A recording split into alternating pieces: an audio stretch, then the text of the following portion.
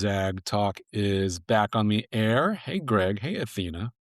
Hey, Hello. Jonah. How's Curbivore going? I feel like your wedding's coming up here and we should talk about it. Did you get the cake? Is it all ready to go? Is the venue locked down? Ooh, we've got the driest sheet cake possible. No, you know that we like to index well on delicious street food, so we'll have some great eats and some amazing companies and some really cool demos and exhibits and workshops. But I'm not going to toot my own horn. The guest for this episode is Harry Campbell, my Curbivore partner in crime, and also the rideshare guy. Some might know him as that. So we'll get all into the latest and greatest there. But plenty of news to roll into first. What's on top of mind? Pain at the pump? Well, we'll get there. I just want to say I'm just disappointed to miss Curbivore this year. And on the top of mind, now that I'm thinking about it, is the most incredible mango of my entire life that we had last year at your street. Come to the mobility conference with the famous mangoes. But there will be no more fuel for shipping mangoes across the world here. So I don't know how this will happen. But yes, pain of the pump increases. Yeah, I mean, if we're talking transportation, we'd be remiss if we didn't talk about, again, the macro story of, I don't know, the war, the oil shock, which is still, those shockwaves are still reverberating as we start to see more and more discussion of rationing in the EU, not just Southeast Asia. And then, of course, what are people doing for austerity? This is so helpful for the branding, turning to like scooters, right? And EVs. A theme of like, what are the austerity measures we can all look forward to in our new Mad Max future of electric scooters and warlords? Yes, and as we're recording this, the president has threatened to end a civilization, so I'm sure that will be good for oil prices, among other atrocities. But Athena, you had some actual data to share, not just pontification. What's the latest? I don't see any lack of data in either of those statements. Well, I suppose here in England, we're quite used to this already because we decided to strike in London every 5 I was minutes. going to say, England used to soaring electricity prices at a declining standard of living. Like, Exactly. I think you're in for more of a treat than we are on this front. But yeah, I mean, good luck to the US. I think that's what we've been saying for months anyway, and also bad luck on other fronts.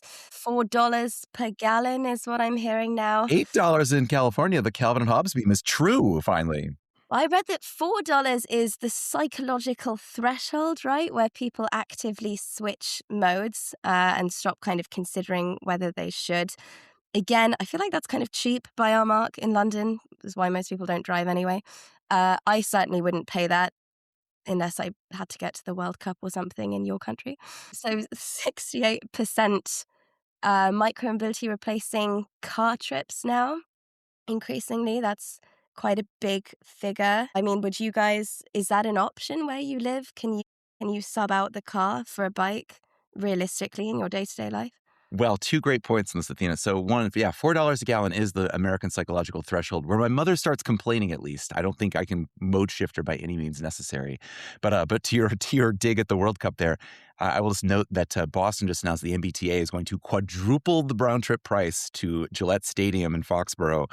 So they are going to soak the World Cup attendees just like everybody else is going And to soak I'm them. here for American that. Transit, Like, yeah, everybody. let them get their cut of the pie. I think that's great. Yeah. No, But yeah, I mean, Jonah. you got to a great question, Athena, right? Like where in certain communities, if gas prices go to $1 million, but there's no bus, there's no bike lane, you got to suck it up. I think, Greg and I are both lucky that we live places with multiple transportation options. But if you're in Branson, Missouri, you're walking along the highway, I suppose. But yeah, we should mention the I think data you're citing was brought together by Veo, which is a micromobility company. So obviously they want to see more people on scooters, but it's a shame that it's all sticks, no carrots. Well, I say again, we're getting like it's like dark enlightenment here. We're gonna see dark transition now, as we discussed, I think, last time here about the energy transition is going to happen after all. It's just going to happen in the worst way possible. And and again, Chinese EV companies continue to see unprecedented demand. But we do have some good news on the American EV front elsewhere, which we'll come up to in a bit. But what else do we have? Yeah.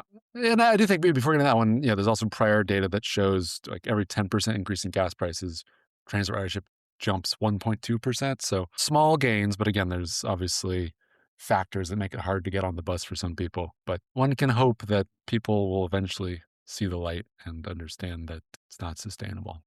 Well, the other way to avoid, assuming high gas prices is to basically stay home, order in DoorDash, and then just never notice the new fine print fuel surcharges they're adding there. But they've got some other news as well, too. Yes, exactly. So what's bringing you that DoorDash? It could be also a name that I still struggle with because it's just sounds like a segue, but the Rivian spinoff that started by making very attractive and kind of bespoke electric bicycles and cargo e-quads.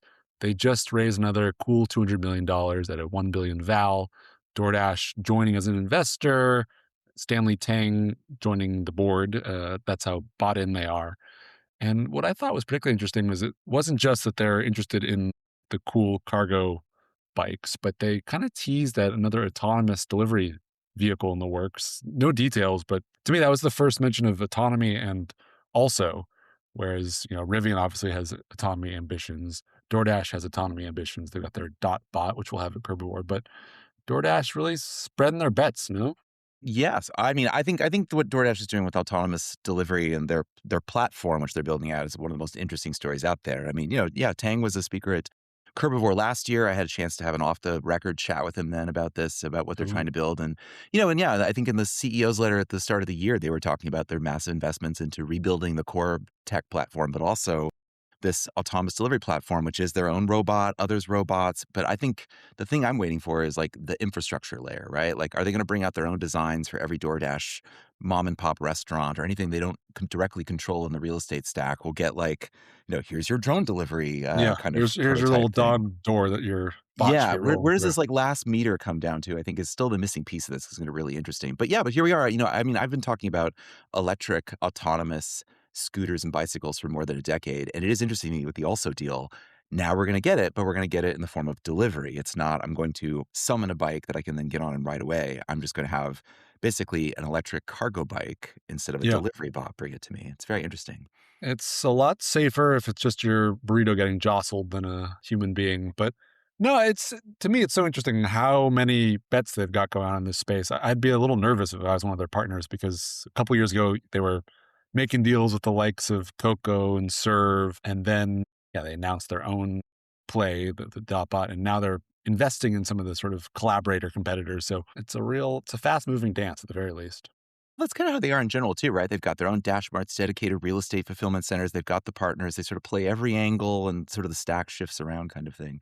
It's interesting. I'll also note, by the way, see what I did there? When I was in Austin for South by Southwest last month, there was big presence, lots of Waymos in operation, Tesla robotaxis available. I think Zoox actually had a setup outside the Line Hotel, and Rivian had a big stream of visitors into its sort of headquarters showroom just south of the river, but not much also to be seen. To me, it's always telling that, like, as cool as it is, like the fact that you literally name it an also ran name underscores that it's not your priority. But And I think, I mean, the hardware's still not for sale yet, if I'm not mistaken. So it's still a little early, but that hasn't stopped them from raising $1 trillion. But that's definitely one thing that RJ seems to be particularly good at is raising money. So kudos to him. But I would say if DoorDash is getting promiscuous with robotics companies, someone's even more doing lots of dances at the ball. Who's that, Athena? That has got to be Uber, surely. It's got They've to be Uber. got their finger in absolutely every single pie across the mobility landscape at the moment. I mean, you name it, air taxis, robo taxis, anything ending in taxis or delivery. And just last week, they started rolling out in Dubai. They've started their robo taxi operations there. I think in WeRide. Yes, with WeRide, who they have been partnered with for some time, one of their many partners. And I think you can now book WeRide robo taxis through the Uber app in Dubai, and they run in certain districts, level 4. So one of Uber's many projects, but it's an interesting strategy. I think it seems to be very much be everywhere. Don't own anything yourself, but just get With involved with everyone. absolutely everything. I think, Greg, you would know the most about this, but the Emirates have really emerged as this interesting sort of East meets West test bed, right? Where American companies can do business with Chinese technology and let it kind of spill out onto the Gulf streets and see what happens. yeah, totally. And that coupled, which is very key there. And yeah, and then of course the RTA. I was making sure to check the acronym, the Roads and Transport Authority. The Dubai RTA has always been very progressive, I would say, with their experimentation techniques when it comes to regulation. So like they're all in on this and have been for a decade under their unique style of governance in Dubai, shall we say. So yeah, It's a good it's not really a euphemism. secret that that Dubai would become the leader in this. Again, it'll be interesting to see how much the Gulf's macroeconomic and macro geopolitical problems will play into this in the long run. But in the short run, like, yeah, it's the place to be for that. They pride themselves. Yeah. Well, what's another interesting Uber partnership that you've been eyeing? My favorite Uber partnership, again, from the Gulf. I was at Commotion Global back in December and got to meet Mate Rimac, the Croatian electric supercar genius. And he talked about Vern, which is, among his other efforts, Bugatti and others, was his two-seater, which, I love this whole discourse, right? Is like, is that good urbanists always talk about the fact that we have these over-engineered, oversized vehicles. But the moment you show them like a two-seater robotaxi concept, they're like, but what if I have 4 people? But this has not deterred Uber, which, similar to the Uber Neuro Lucid stack, is now unveiled the Uber Pony Vern stack. And in this case, they are targeting Croatia, apparently, as, again, the sort of regulatory light test bed into the EU. I'll defer to Athena on this one. I was unaware of Croatia being a potential like hotbed of AV testing grounds, but obviously, like, Mate is like their new economy champion. I'm sure he has like a direct line into the governance of the country to allow that to happen. Yeah, So that what's was. up with the Croat? I'm no expert on the Croats, but I thought that was interesting too. I think Europe-wide right now and in the EU, there's really a push for some kind of tech dominance. We can't let the UAE and Saudi be kind of the sandbox for everything, and China will just regulate what they want to regulate. So I think perhaps it's easier in the Baltics and the Balkans, and I don't know how good you Americans are on European geography, Those but are different regions. I know that much. the different regions Slovenia and Slovakia, Athena, I just mix them up Yes. all the they're time. all the same to you. Whether those are kind of easier places, more space, slightly less in the public eye, whether these are the places to start to test run in, I'm not sure. I know that. One's a great, particularly poor public transit by European standards, and I think they just blew up their like main train station for a kind of corrupt redevelopment scheme. So a great place for more AVs.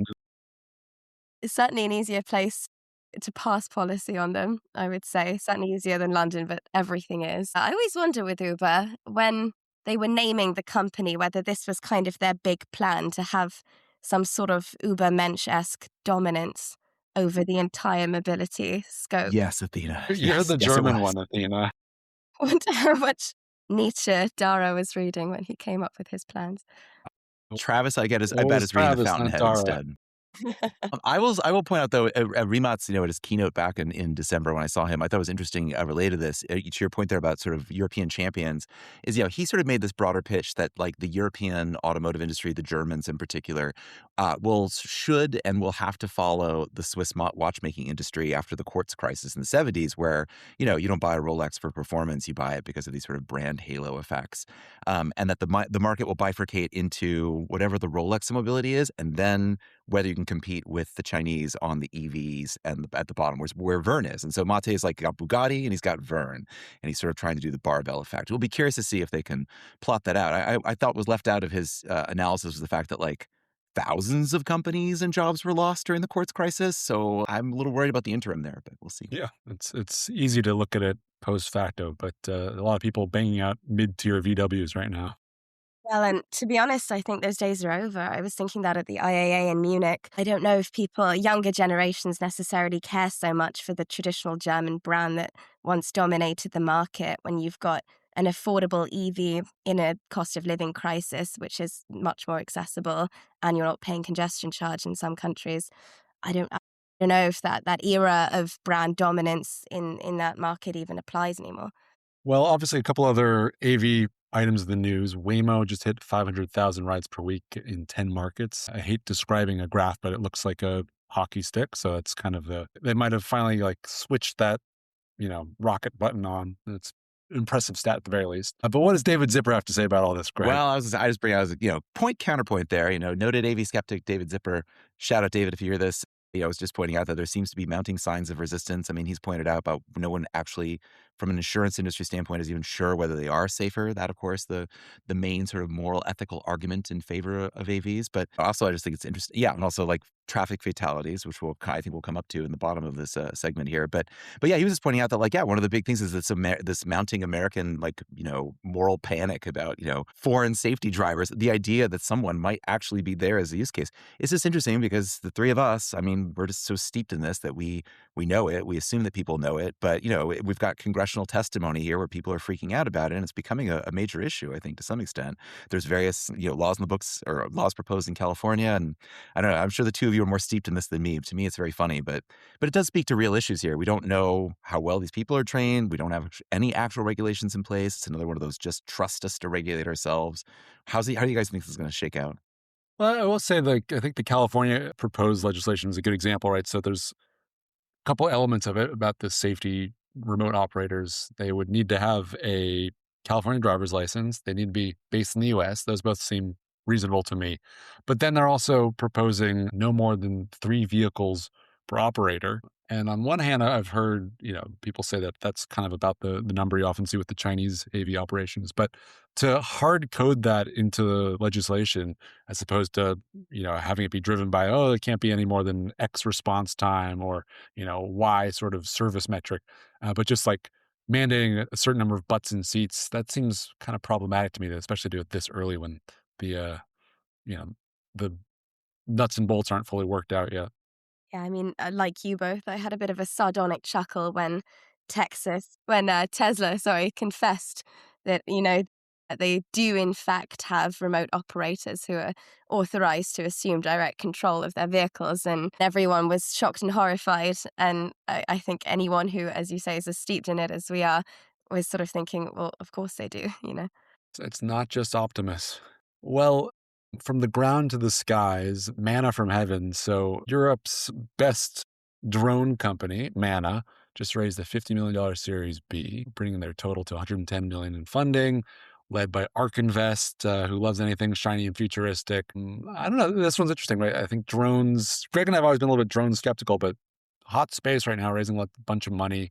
Zipline also just raised an additional 200 million on their Series H. So different scale, but Athena, we got to send you to Ireland to check this out in person. Want to go to Ireland. I mean, finally, we get our very own European player, actually a little bit serious. So that's great for us. And yeah, I mean, Anna, they've obviously been around in Ireland for, well, maybe not obviously. They have been around in Ireland for quite a while. They're partnered with so many delivery companies there. They've been running operations.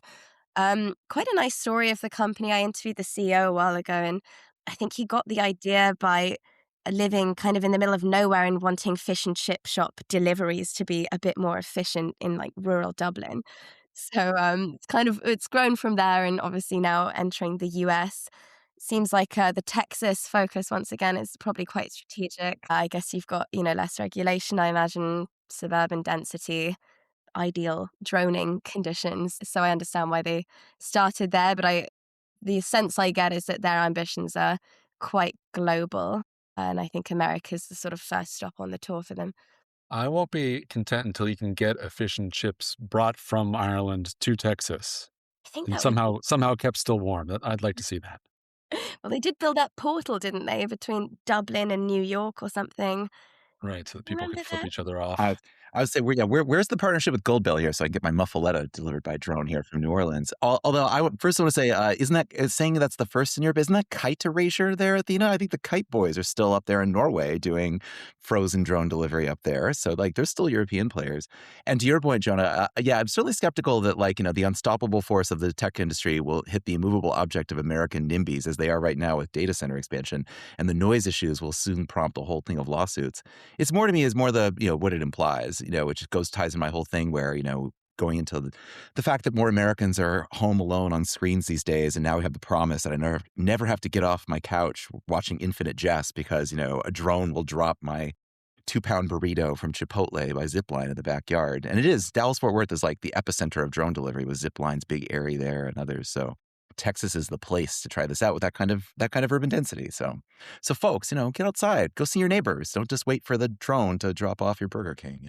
And I should say, Texas, I'm always happy to ding Texas. It's also sort of a capital for fast casual chain dining, right? It's if you look at any of these maps of like, where are chains most prevalent? The South in general, but Texas really punches above its massive weight in terms of being all Chili's and Applebee's. And those are the kind of companies that are more likely to have the skill to strike a partnership with a Zipline or a Manna or a Wing. So watch out for your, what do they call it? What's the pizzazz on your Chili's, your Applebee's. Your pieces of flair, Your Flare, thank you. Office Yeah. Space, your pieces of I flair. hope that comes with the drone too. I will just know, Jonah, my favorite Jonah Bliss content in the world is when you publish online the various maps of these drone delivery partnerships. And it's like, given the cul-de-sacs are like, like the, what's it, your lungs, these incredibly branching pathways through there. And you're like, wouldn't it just be faster to fly over the golf course? It's the first drone that crash lands on the 18th green is when I expect the drone That's delivery what, wars to begin in earnest. when you hit the drunk CEO who's just about to chip his shot in, then you're in real trouble. Go for Mar-a-Lago first, I beg. That airspace is closed to drone delivery. I think perfect segue. So speaking of crashes, a bit of good news. So it was announced with the typical Trump admin bombast, but we can celebrate this. So the NHTSA is celebrating that we've reached a near record low traffic fatalities, second lowest on the record, 2025, down 6.7% year over year. And so it's 1.1 fatalities per 100 million vehicle miles traveled. That's a mouthful. But and the lowest was way back in 2014, a more blissful time when it was 1.08.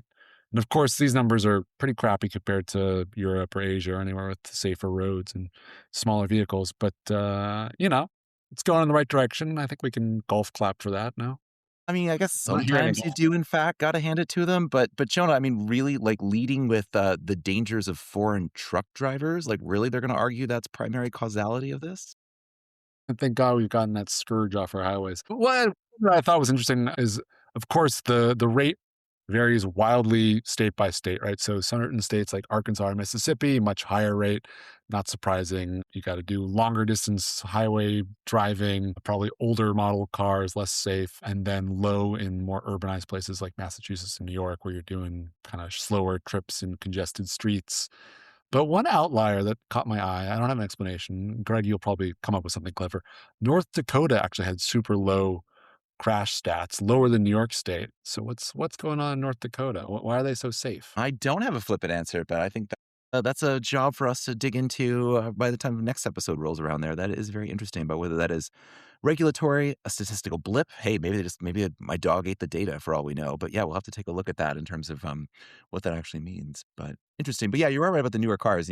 Secretary Duffy was praising their trying to stand up their freedom means of affordable cars initiative there to roll that out. But yeah, I don't know. A world in which we are all driving indestructible SUVs, maybe a safer world, but I'm not sure it's a more desirable one, frankly. With blinding headlights too, I hope. On that cheery note, and remember, this one was good news. Deaths are down. We're happy. Let's chat with Harry Campbell. Today's guest, I think, needs no introduction. Longtime listeners certainly know his voice. Hey, Harry. Jonah, how are you doing? I'm doing great. As we record this, we're a little more than a week out from Curbivore. Harry, for those that don't know him, is the rideshare guy and also my partner in crime on Curbivore. And we've got a lot to dig into because the event's right around the corner. And I think it's going to be our best one yet. There's just so much to talk about, so many exciting topics. But I think top of mind for everyone is autonomy. And Harry, you've become not just the rideshare guy, but the Driverless Digest guy. So what's big in autonomy currently? Well, I guess on a personal level, I might have to rebrand to the driverless guy. But beyond that, definitely, I think in the past year or two, I mean, one of the reasons why I started my new AV newsletter, and of course, there's a ton of interest in autonomous vehicles, but I think there's really this resurgence of AV and AI and how that is applying to autonomous vehicles, whether they are cars, like Waymo, which many people are familiar with or have ridden in, or the delivery bots, right? We've always, I think, been famous for having lots of delivery bots at our Curbivore conference. And I think, we've seen a lot of interest, excitement, momentum, fundraising, to companies like Coco in the delivery bot space. So I think those two themes are definitely running, through our event. And then, of course, more broadly, I like to joke that, 99% of Uber's business right now is human rideshare. But 99% of investor interest is autonomous vehicles. So there's definitely, that big excitement right now happening in the industry. And it feels like Uber and Waymo are almost sort of in a neck and neck announcement race where like every week Uber has some amazing new partner and every week Waymo hits some huge milestones. So like what are the kind of announcements that have caught you most, got the most attention from you? Yeah. Well, I mean, I think for me, I have a bit of a strict bar where I think the thing that I care most about, and I think what honestly real people out in the world care most about are deploying paid driverless rides. And obviously, Waymo is the clear and really only leader in the United States when it comes to that right now. But there are a number of companies like Zoox and Uber with their partnerships in the Middle East that are right on their heels. So I think that's why it's so exciting. And I think Waymo really, to be frank, right, they're kind of in a league of their own right now when it comes to paid driverless deployments, and they're up to 400,000 or 500,000 rides a week. And so they're announcing something every week. And I think Uber is pretty famous now for having 20 to 30 AV partnerships and counting on mobility, delivery side, and starting to do these paid driverless rides. And then, of course, they have partnerships with Waymo in Austin and Atlanta. They announced something with Zoox. So Zoox is a company that I think is really exciting to watch right now. They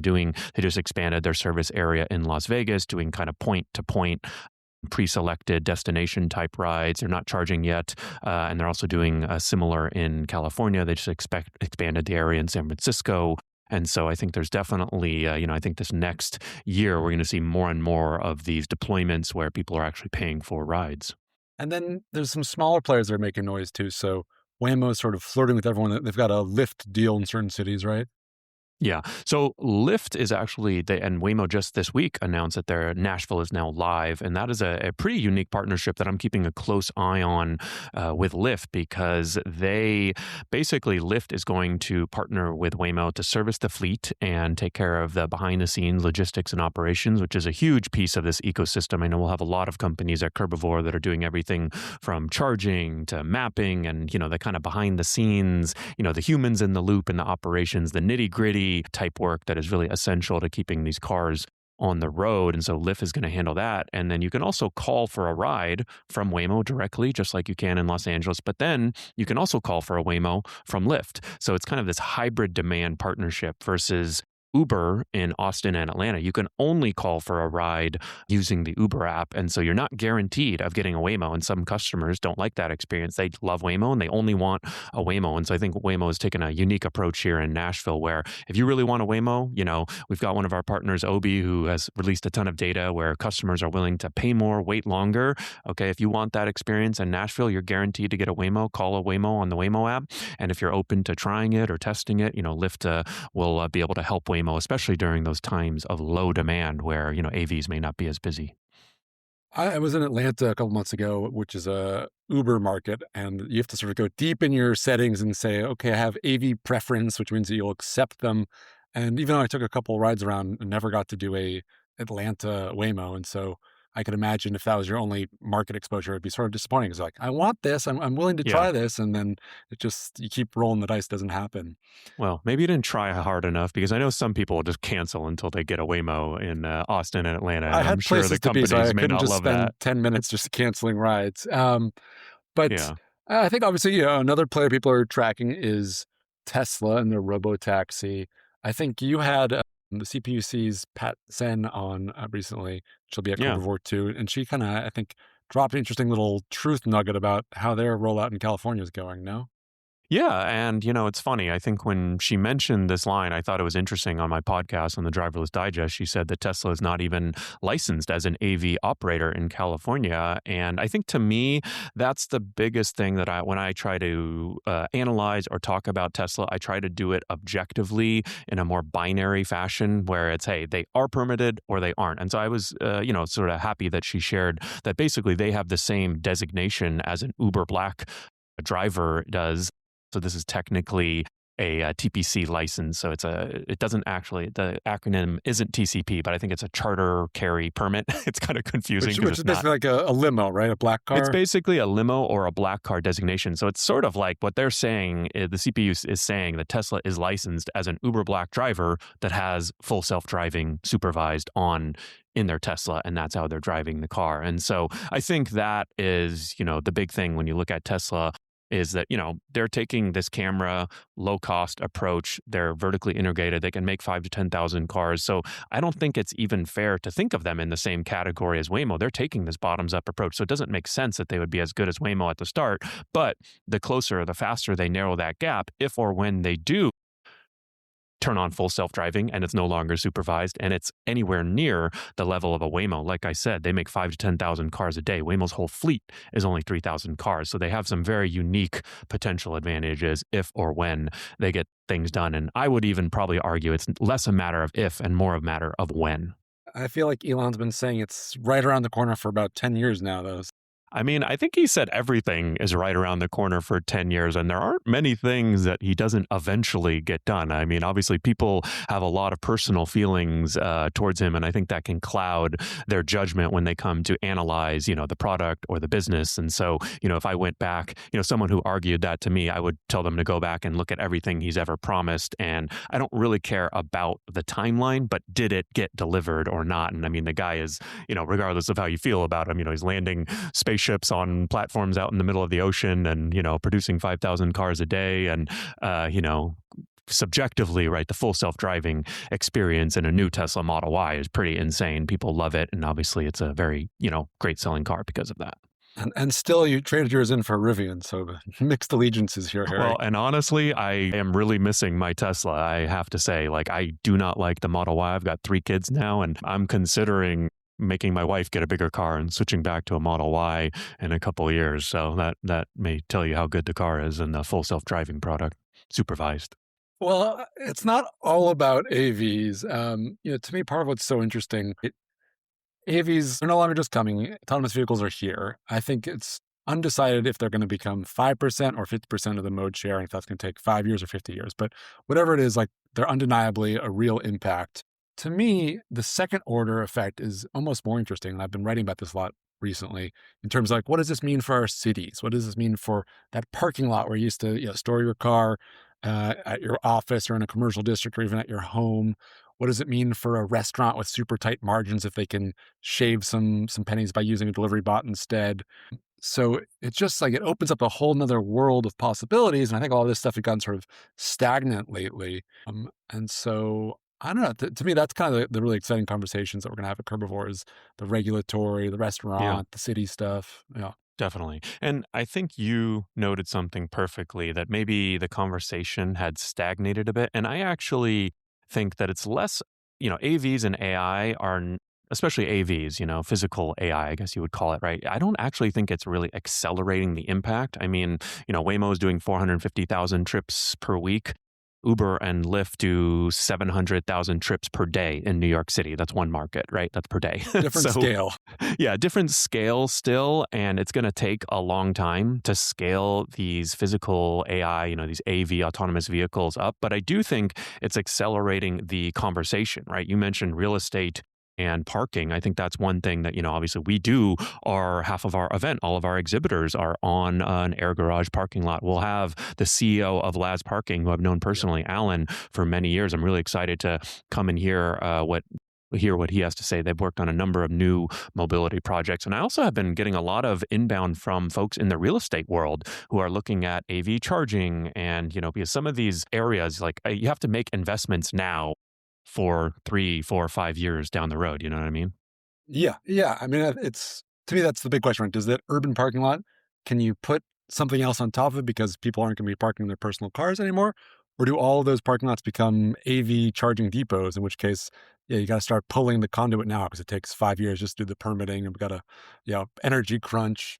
And I think that's kind of the big real estate question these days is what do you put with that asphalt? I've personally always hoped that, any of these new mobility modes would mean less car ownership, more kind of individual decision making where this time I'm going to take a Waymo, but then coming back, I'll take a scooter and then tomorrow I'll take the train. But we've seen time and time again, and I experienced this personally when we're creating Turo, if you give people different access to cars, they just end up using more cars. So it's, Well, tough. what are some benefits you think are possible that are also maybe on the more realistic side, right? I think AVs are, putting like congestion is one thing that comes to mind where, a lot of folks are worried that, hey, if AVs are super cheap and super great, I'm gonna live farther away and drive in, right? Adds more cars, or I'm gonna take more rides because they're gonna be so Yeah. cheap. But I think it Yeah, could I can nap while accelerate. I'm sitting in traffic. Yeah. Right. But I think it could accelerate the congestion pricing conversation, right? Obviously, we've seen this in London. It's been a smashing success in New York. I know you've talked about it recently in the newsletter and the podcast. So I feel like that's one positive. Maybe it gives legislators like, hey, let's use AVs. Everyone's worried or thinking about AVs. Like, we really need congestion pricing now. It's worked well in New York. AVs are going to make things way worse when it comes to congestion. Let's implement it now. So I could see that as like one immediate positive impact. Yeah. Yeah. I mean, that would be the optimistic case, right? Like, and I think it is easier for legislators to say, hey, we're not taxing you. We're taxing, the big greedy tech corporation, quote unquote. And so if you Well, just slap congestion pricing taxes everyone. I'm not a fan of no, just no, taxing no, I know, but AVs. I'm saying like this is all about how you sell it, right? Like if you Yeah. start with just an AV focused one, and it's also much easier to implement because you already have tracking on where all the cars are. So instead of having to put up all the gantries and cameras, you just say if you're using an AV to go, downtown between 8 and 10 a.m., there's a charge, right? So I think it could be sort of a gateway drug to broader congestion pricing. I think ultimately, if you want it to be fair, you got to treat all the vehicles the same. But yeah, fingers crossed, baby steps. We're not in an era of tremendous policy making currently, but you got to hold out hope. Well, I mean, that's the thing. I think at a city level, I guess to me, it's more about opportunity, right? I think one thing I was disappointed in when we saw the whole scooter wave kind of come and go, and now it's resurgent again. I'm excited. We'll have Bird CEO Stuart Lyons on one of our opening panels, which we should talk about too, because it is all about mega events and the Olympics. But I feel like cities did not take advantage of that opportunity as well as they could have, right? I was literally out there charging scooters for Bird, picking them up at metro stops. Like, I feel like if cities really leaned in, they were so focused on the negatives of scooters. And of course, there were some when it comes to injuries and, people don't like them out on their sidewalks. But I feel like Clutter. that could have really, like, I've always been very bearish on rideshare and AVs for first last mile, connecting to transit. I don't think that's a use case that really is very feasible. It sounds good on paper, but never happens and is very challenging in real life. But I think Yeah. scooters are great for that. E-bikes are great for that. And I feel like cities didn't quite take advantage of that. So I guess to me, I would like to see cities take more opportunity of all this interest in AV. Like, don't tax AVs. Like, let's go all the way. Let's do congestion pricing right out the get-go because, we can, right? Yeah. Yeah. I that's the world I want to live in. I think you're right. A lot of cities saw, especially in the go-go years, scooters were sort of like a cash cow. We're like, oh, they just raised $1 billion. Well, why don't we get our cut by charging, $5 for every ride within city limits, versus thinking about them as an enabler of the goals that almost every city have of, reducing congestion, reducing emissions, making a more livable city. It seems like the balance has, turned into a sort of better balance there since the money is no longer free, but there's still some cities that have egregious fees, and so yeah, I think especially same question with delivery robots, right? Can we use that as a catalyst for getting cars off the street versus just charging them because it's something that we can charge? So I think that's a good segue. I mean, what else are you excited about at the event? Like, who are the speakers? Which are the topics? What are you going to be keeping a watchful eye on next Yeah, week? definitely. Well, I mean, I think as always, sometimes it's a bit hard to describe Curbivore. It's kind of at the center of all things mobility and the curb. I mean, I think that's why you aptly came up with the name Curb, right? Anything You that got to see it to touches believe it. Yeah. Yeah, anything that touches the curb. And so I'm excited to have some, kind of obviously Uber and DoorDash have been big partners of ours over the years. And I think we've got some cool talks. I think you and I are actually each going to do a fireside. So I think you're Yep. going to do a fireside with Beryl Sanders, who's head of grocery and retail partnerships at Uber. I guess don't give away the whole talk, but what are you guys excited to chat about? Yeah, I think the big question about Uber Eats, right? It started as a restaurant delivery platform, and then it grew into a grocery platform, and now you can basically get anything on it, whether it's pet food or construction materials. And so that's changed so much about consumer behavior, about merchant behavior, about the delivery worker behavior. So we're kind of getting into like, what does that mean when it's an everything app? And I don't want to spoil the kind of Q&A we're going to do, but yeah, there's just so many, again, second order implications of these sort For of sure. changes. Well, What and about I you and think DoorDash, right? yeah, well, actually, that's perfect segue because I mean, I like this idea of everything you just described. Like, how does autonomy accelerate that, right? How do you get all of those things right? Like, it's kind of expensive if you need a human. Like, I always joke, or not joke, but it is serious. Like, if you need a human to go and pick something up for you, drop it off at your house, that is an expensive proposition. That is why food delivery, grocery delivery, whatever you want delivered is expensive, right? And the faster you need it and the more time sensitive it is, right? If it's a hot burger, right, you obviously you want to be first up on that delivery. You don't want to be third a person getting delivered. So you got to pay that extra $4 people if you want your food hot and fresh, right? And so I think that, I recently had Harrison, who I'm going to be interviewing at Curbivore, his colleague, who spoke at our Urban Autonomy Summit. And then I had him on the Driverless Digest podcast. And I think one thing he said that really stood out to me was that, I mean, there's only so many rides a day that people need when it comes to mobility, right? But the TAM, the total addressable market for goods, food, anything you need delivered is kind of unlimited. And obviously that is the That's bull the whole case world. for delivery companies, but I kind of agree. Like I mean, think how many things you consumed or needed or used today, right? And if the cost approaches zero for any of those, right, you're going to take delivery from a bot. You're going to take delivery from a dot, right? And, I think that's one thing. I think we've already teased this, so I don't think I'm spoiling anything, but DoorDash is going to be bringing one of their dot vehicles, which is, their Mhm. foray into hardware and actually is, sort of one step above a sidewalk delivery robot because it can go on bike lanes. It actually can go up to 20 or 30 miles an hour. So it can have a little bit bigger ODD, so operating domain. It can go faster and carry more. So I think that is pretty cool. So I'm really excited to hear from Harrison at DoorDash about how they're getting into this hardware and really kind of how it expands that potential TAM when it comes to delivery. What do you think? Yeah.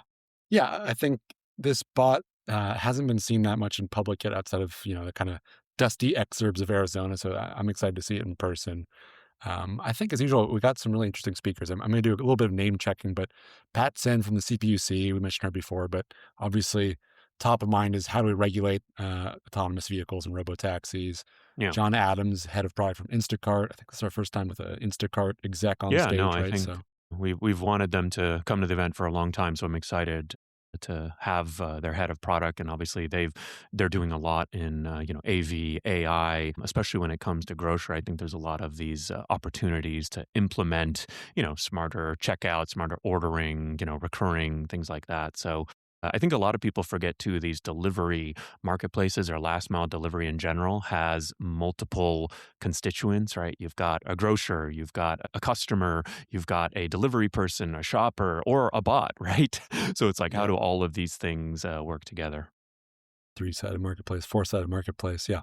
And I mean, the list goes on. I don't want to just say everyone, but yeah, Nexar, Zoox, a million different delivery robot companies, TaskUs, which I think is interesting, kind of the people teaching the autonomous machines behind the scenes what to do, how to behave. So a lot of interesting conversations. Yeah, what The VP of Transportation for LA 28, that's a good one, right? yeah, definitely. Well, we always like to have, I think this opening panel, we always like to have at least, well, I wouldn't say it's one panel, but I think one of the themes, you and I are both from Los Angeles.